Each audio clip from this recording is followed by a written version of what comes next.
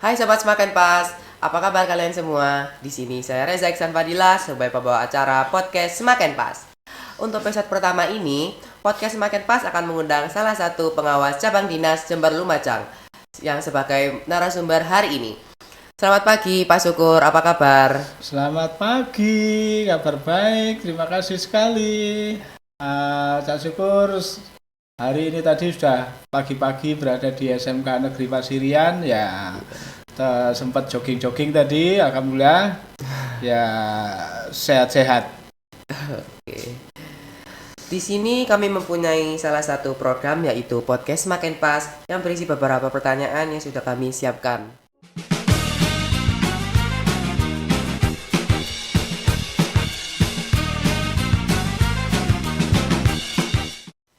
Untuk memulai pertanyaan, bisakah Pak Syukur untuk menjelaskan secara singkat tentang biodata Pak Syukur kepada saya? Oke. Cak Syukur, nama lengkapnya Syukur Basuki. Keseharian sekarang bertugas sebagai pengawas sekolah, khususnya jenjang SMK. Dan tinggal di Lumajang, di perumahan Gria Semeru Permai, Lumajang. Karena sebagai pengawas sekolah, ya mengunjungi sekolah-sekolah yang didampingi oleh Cak Syukur. Saya kira itu kalau terkait dengan umur ya Cak Syukur sudah tua. Ya, tapi kalau kalian melihat Cak Syukur masih muda ya alhamdulillah begitu ya. Ya. Bagaimana sih kesan Pak Syukur terhadap SMK Negeri Pasirian baik secara pribadi maupun sebagai pengawas? SMK Pasirian luar biasa dan sesuai dengan slogannya SMK bisa. Jadi SMK Negeri Pasirian ini termasuk SMK terbesar kedua di Kabupaten Lumajang. Baik dilihat dari fisiknya maupun dilihat dari jumlah siswanya, jumlah jurusannya. Oleh karena itu Cak Syukur sangat bangga dengan SMK Negeri Pasirian yang notabene bangga juga dengan kalian semua yang pagi hari ini sudah memulai satu kegiatan podcast ini ya, yang menggagas podcast ini. Jadi Cak Syukur sangat apresiasi terhadap kalian semua. Dan SMK Negeri Pasirian ini memiliki kekhasan, memiliki ciri khas yang tidak dimiliki oleh sekolah lain gitu ya. Seperti contohnya di SMK Negeri Pasirian ini ada jurusan kriya kayu, ada kriya apa itu namanya bangunan, dan itu juga tidak dimiliki oleh sekolah yang lain. Bahkan kita menjadi sekolah satu-satunya di wilayah Jawa Timur bagian timur. Dan ditambah lagi sekarang di SMK Negeri 1 Pasirian ini sudah punya kalian jurusan atau konsentrasi keahlian penyiaran TV. Nah, itu yang juga tidak dimiliki oleh sekolah lain. Jadi Cak Syukur sangat bangga untuk mewujudkan kebanggaan Cak Syukur itu ya setiap saat Cak Syukur hadir di SMK Negeri Pasirian gitu dengan kegiatan atau agenda-agenda sekolah yang setiap saat mesti ada perubahan. Makanya Cak Syukur mengkategorikan SMK Negeri Pasirian ini sebagai sekolah yang berkembang berkelanjutan. Jadi setiap saat mesti ada yang baru. Dan alhamdulillah hari ini ada yang baru. Yang kalian semua adalah menjadi pelaku terhadap kebaruan hari ini. Begitu kesannya Cak Syukur, luar biasa. Lanjutkan ya. Menurut Pak Syukur, sebagai seorang pengawas, tantangan-tantangan yang dihadapi oleh Pak Syukur itu apa saja? Kebetulan Cak Syukur kali ini bertugas sebagai seorang pengawas sekolah, khususnya di jenjang SMK. di kantor cabang Dinas Pendidikan Provinsi Jawa Timur wilayah Jember yang meliputi Jember dan Lumajang. Ya. Tantangan Cak Syukur sebagai seorang pengawas sekolah ya jumlah sekolah yang didampingi banyak.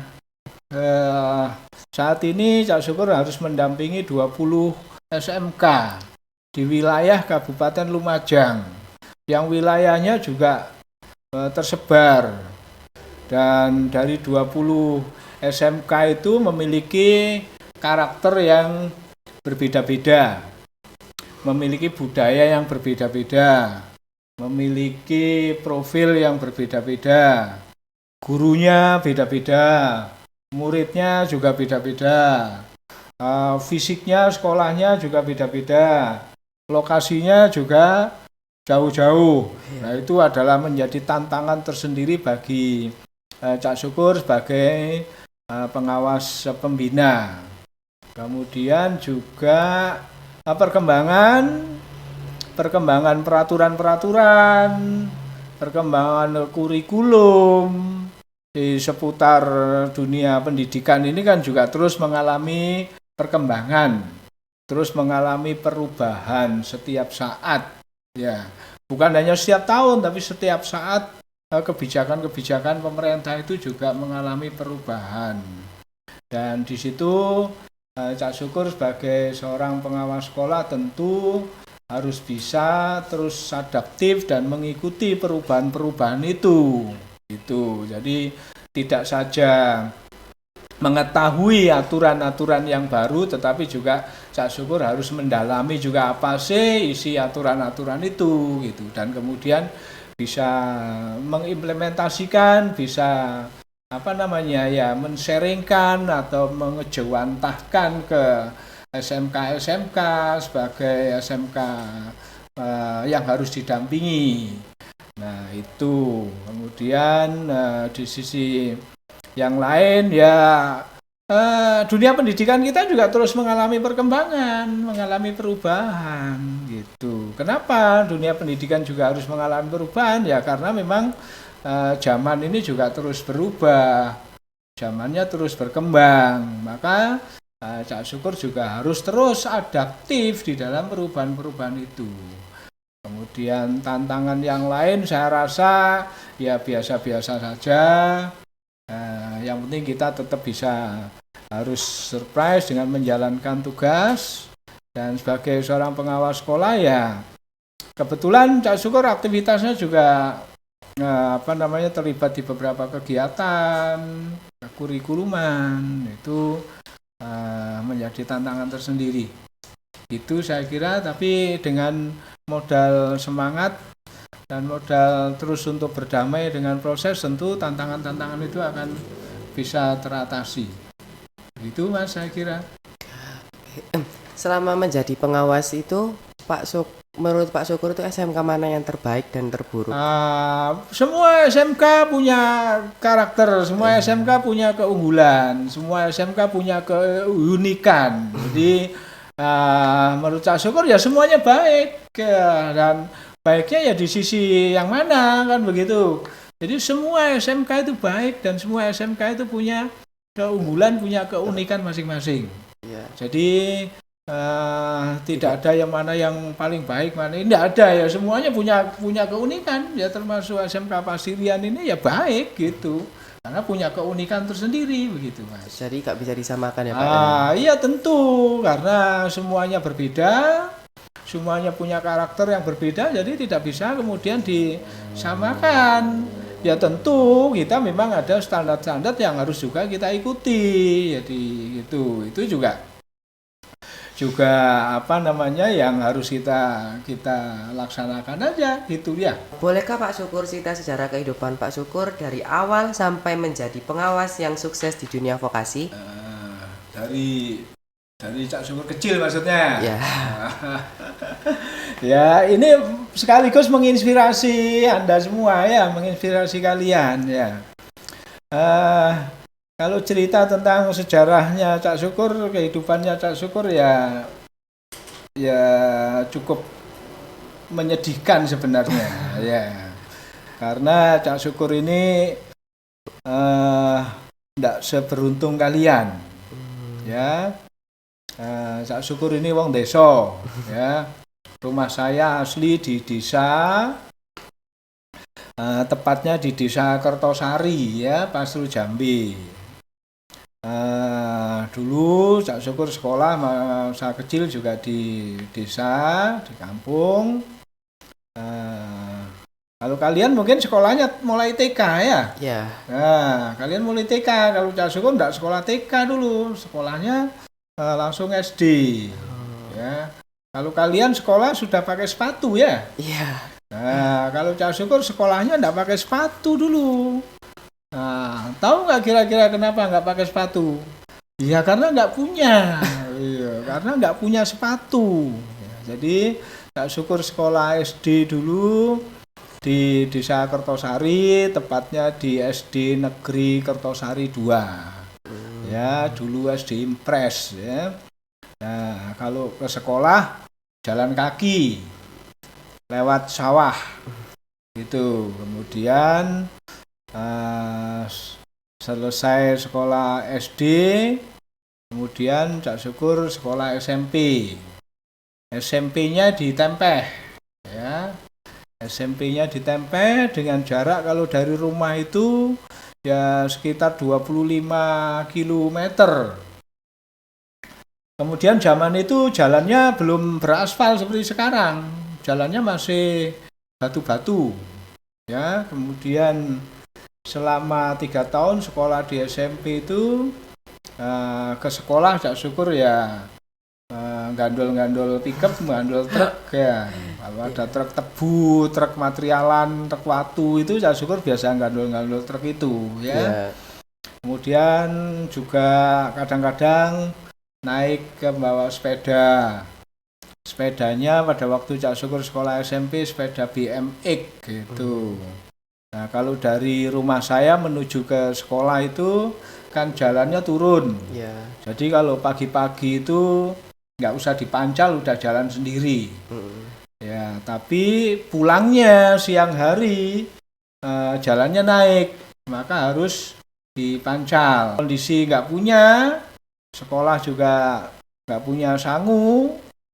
Jadi kalau pulang sekolah itu haus begitu di jalan, ya pura-pura mampir di kali, pura-pura cuci muka gitu, kadang-kadang juga pura-pura mandi sambil minum air. Jadi menyelam sambil minum air itu. Saking hausnya Pak ya? Hah? Saking hausnya. Loh iya, saking hausnya dan tidak punya duit gitu ya. Nah, kemudian selama sekolah SMP itu kalau pulang sekolah Cak Syukur juga bekerja. Bekerja membantu orang tua.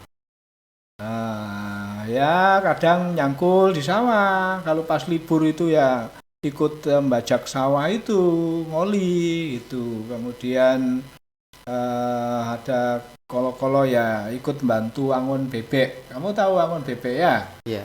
Ya angon bebek. Terus kalau pas bebeknya bertelur, musim bertelur ya sekolah sangu telur.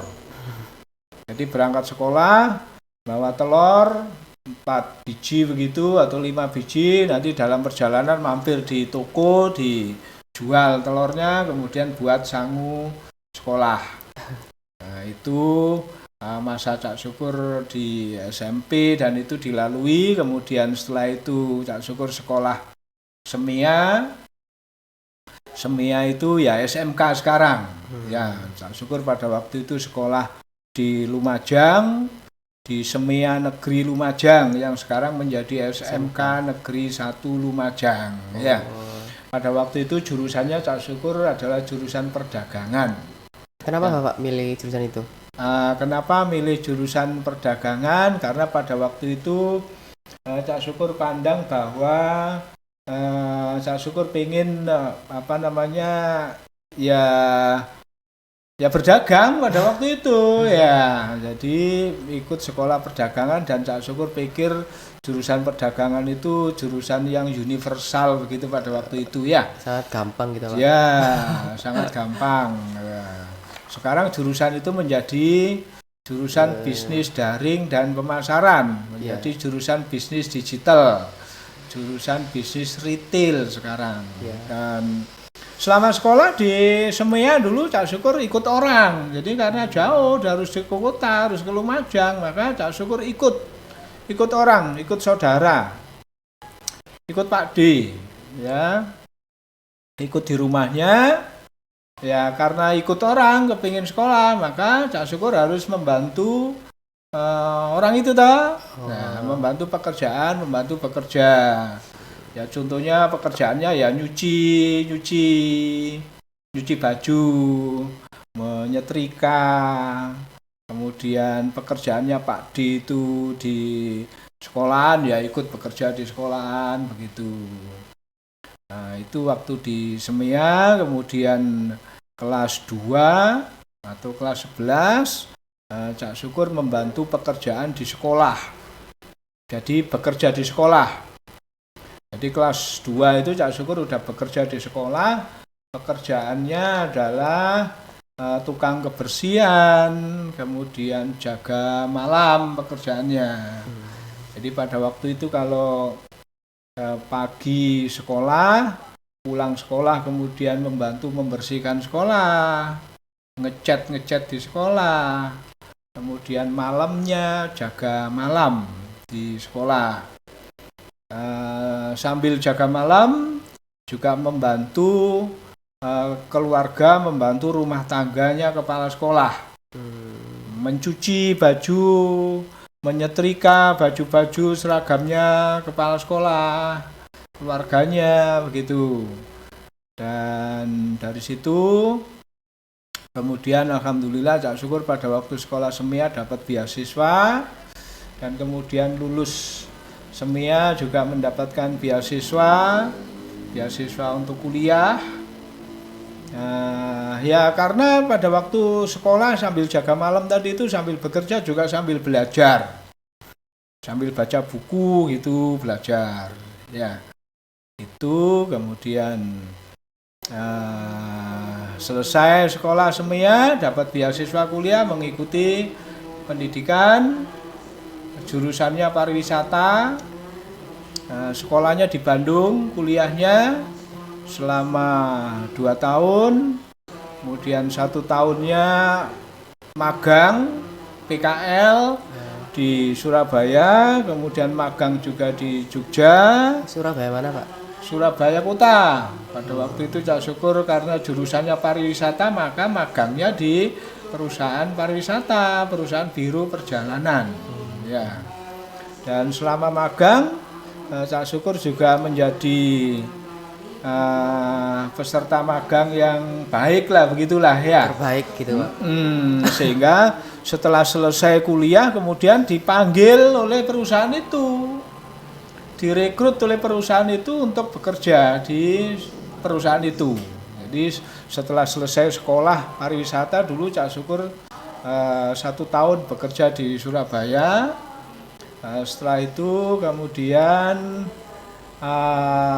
tugas sebagai guru, karena tadi kuliahnya ikatan dinas, maka kemudian ditugaskan sebagai guru SMK Negeri 1 Pontianak di Kalimantan Barat. Jadi sejak itu kemudian Cak Syukur merantau ke Kalimantan sebagai guru, dan sebagai gurunya adalah guru pariwisata. Dan dalam perkembangan kemudian Cak Syukur mengikuti perkembangan teknologi informasi dan komunikasi, maka menjadi guru TIK.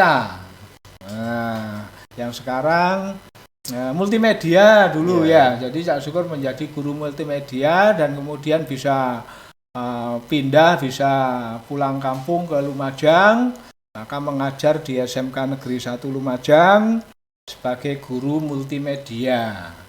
Sebagai ketua program keahlian multimedia, dan kemudian dalam perjalanan membuka jurusan grafika begitu. Dan selanjutnya Cak Syukur berkesempatan diberikan tugas untuk menjadi pengawas sekolah, dan sampai sekarang. Gimana sih, Pak, cara kerjanya sebagai pengawas itu? Sebagai pengawas ya mendampingi SMK mendampingi sekolah. Mendampingi sekolah berarti mendampingi kepala sekolah, mendampingi bapak ibu guru, gitu ya. Jadi bekerjanya ya mendampingi beliau-beliau itu. Untuk apa ya? Supaya sekolah ini berjalannya sesuai dengan tuntutan ya, supaya berjalannya di sekolah ini pembelajaran, pengembangan sekolah itu ya supaya berjalan pada tracknya. Dan kemudian juga supaya sekolah itu punya inovasi-inovasi, baik dalam inovasi pembelajaran maupun inovasi-inovasi yang lain. Ya, itu cara kerja pengawas sekolah.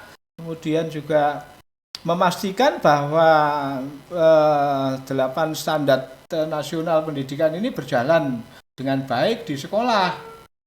Kemudian juga pengembangan diri Bapak Ibu guru, pengembangan diri Bapak Ibu kepala sekolah.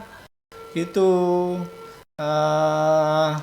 bagaimana sekolah merencanakan pembelajarannya, bagaimana sekolah menyusun program kerjanya, bagaimana sekolah melaksanakan program-program kerjanya, program kegiatannya. Ya contohnya pagi ini tadi di sekolah ada kegiatan kesiswaan, ada kegiatan implementasi dari P5 ya. Nah, Cak Syukur hadir untuk memastikan itu bahwa itu berjalan dengan baik sesuai dengan tuntutannya. Itu cara kerja pengawas sekolah ya seperti itu ya. Terus dengar-dengar kan Bapak selain menjadi pengawas dinas itu kan menjadi seorang content creator. Itu benar apa? Ya. Nanti dicek aja di channelnya Cak Syukur Dunia SMK ya.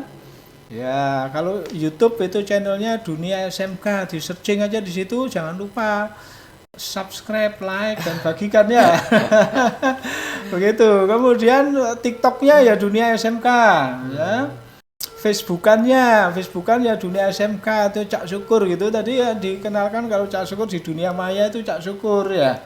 Disebutnya di searching aja di situ gitu. Kemudian ya itu sisi lain. Kemudian kontennya apa? Ya kontennya seputar pendidikan. Seputar SMK ya, seputar pembelajaran, ya seputar kegiatan yang ada di SMK. Ya kontennya hal-hal baik yang ada di SMK. Kemudian kreator ya. Sekarang kan dengan mudah ya, teknologi ini sudah sangat mudah untuk membuat konten-konten begitu kan, sudah dengan menggunakan satu perangkat saja, handphone Android kan sudah bisa semuanya ya. Jadi Cak Syukur bekerjanya juga dengan menggunakan satu handphone Android ini ya. Komunikasi juga di sini, belajar membaca juga di sini ya. Kemudian mengambil gambar juga di sini, men-shooting juga di handphone Android, mengeditnya juga di Android. Ya, ini tadi sambil jogging di seputaran SMK Pasirian, Cak Syukur kan juga ngonten ini tadi juga menyelesaikan mengedit video toh, dan kemudian setelah editing selesai maka mempublikasinya Cak Syukur ya melalui berbagai media tadi, di media YouTube, di media TikTok, di media Facebookan, juga Instagram, itu untuk mempublikasinya. Dan itu semuanya pekerjaan bisa dilakukan dengan melalui handphone Android. Jadi sambil bekerja tadi sambil ngonten ya, sambil mempublikasi. Begitu ya. Ya dalam kegiatan kita kalian ini nanti juga bisa jadi menjadi satu konten bagi Cak Syukur sendiri ya. Begitu. Ya. Terus untuk menjadi seorang content creator itu gimana Pak Syukur membagi waktu untuk editing, mengetik videonya? Karena juga sudah dengan teknologi. Ya, dengan teknologi yang sangat mudah, gimana membagi waktunya ya. Kalau saya bekerja keseharian, pekerjaan saya, aktivitas saya rekam kan begitu toh. Saya rekam, kemudian nanti dalam perjalanan atau sambil santai-santai saya edit begitu. Sambil jogging gitu, sambil ngedit video ya. Kadang-kadang juga sambil istirahat di rumah, sambil diam begitu sambil dubbing untuk audionya begitu. Kemudian selesai ya kita sambil juga bekerja, sambil juga menguploadnya, mempublikasikannya. Jadi membagi waktunya ya semuanya bisa kita lakukan dalam satu waktu ya. Beberapa pekerjaan tadi bisa kita lakukan dalam satu waktu. Jadi gak ada pantangan, Pak. Ya, yang penting tugas pokok Cak Syukur sebagai seorang pengawas sekolah bisa dijalankan dengan baik sesuai dengan targetnya, sesuai dengan tujuannya kan begitu. Kan kontennya Cak Syukur juga konten-konten seputar pekerjaan Cak Syukur toh? Iya. Kan seputar pekerjaan SMK kan? Iya. Kan begitu. Iya. Jadi membagi waktunya pandai-pandai kita aja gitu. Jadi saya kira Cak Syukur juga nggak ada waktu khusus untuk itu gitu kan dengan media dan juga dengan peralatan yang kita pegang ini kan kapan saja bisa main gitu kan ya. Dan terkadang juga ketika ngedit video belum selesai karena ada pekerjaan atau karena ada rapat misalnya, ada pertemuan ya ditunda dulu. Nanti setelah selesai juga baru dilanjutkan lagi begitu, membagi waktunya. Ya terkadang juga malam hari ketika istirahat santai begitu sambil memperhatikan media-media sosialnya. Baik Pak, inti untuk pertanyaan terakhir, melihat anak-anak zaman now sekarang, apa pesan Pak Syukur agar bisa sukses? Pesan Cak Syukur untuk kalian semua belajar dan terus giat belajar, mengikuti perkembangan, jangan pernah berhenti belajar. Sekali lagi, jangan pernah berhenti belajar, kemudian doa dan restu orang tua kalian juga harus perhatikan, dan tantangan kalian generasi zaman now itu bukan hanya dengan manusia saingannya. Jadi saingan kalian adalah mesin, robot, aplikasi yang kalian sebut dengan AI itu adalah saingan-saingan kalian. Dan sekarang sudah terbukti banyak sekali bidang-bidang pekerjaan yang sudah tidak ada lagi. Ya, digantikan oleh bidang pekerjaan yang lain. Nah, makanya kalian juga harus tetap surprise ya. Teknologi informasi dan komunikasi ini bagaikan sebuah badai tsunami. Ya. Yang bisa melibas kalian.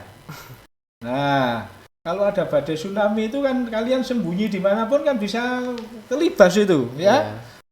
Sembunyi di bawah meja, kolong meja, kalian juga akan kelibas, mejanya roboh juga. Kalian sembunyi di guanya kena sapu badai, kena air, ya kalian tenggelam juga. Nah, maka di badai teknologi informasi dan komunikasi zaman now ini kalian harus menjadi pemain ya. Jangan cuma menjadi penonton, jangan cuma menjadi pengguna. Jadi seperti kalian pegang handphone Android ini, kalian mainkan ini, gitu. Jangan hanya digunakan untuk sesuatu yang tidak bermanfaat. Contohnya sekarang kalian lagi belajar zaman now, ya gunakan handphone Androidnya untuk belajar. Ya, semua ilmu pengetahuan teknologi ada di sini. Kalian mau belajar apa saja ada di handphone Android, bisa setiap saat kalian buka. Ya, gunakan handphone Androidnya untuk belajar. Dan berikutnya nanti handphone Android juga gunakan untuk bekerja. Salah satunya yang Cak Syukur gunakan tadi, konten tadi ya. Gunakan handphone Androidnya untuk konten. Tapi kontennya konten yang positif ya, kontennya yang baik-baik ya. Kontennya yang baik-baik. Dan kemudian gunakan handphone Android Anda ini juga untuk bekerja. Begitu. Jadi jangan hanya digunakan untuk hal yang tidak baik, hal yang tidak bermanfaat dari kehidupan kalian. Ya, jadi pesan Cak Syukur, teruslah belajar mengikuti perkembangan ilmu pengetahuan teknologi. Ingat, saingan kalian bukan hanya dengan manusia. Saingan kalian dengan mesin, dengan robot, dengan aplikasi. Tetaplah surprise dan tetaplah menjadi pemain. Jangan lupa doa dan restu orang tua tetap harus kita pegang. Baik Pak Syukur, sekali lagi saya ucapkan terima kasih karena sudah bersedia menjadi narasumber di podcast Semakin Pas hari ini. Demikianlah rangkaian acara podcast Semakin Pas pada hari ini. Terima kasih pada semua pihak yang telah berpartisipasi dalam acara ini. Semoga acara ini bermanfaat bagi kita semua. Sampai jumpa.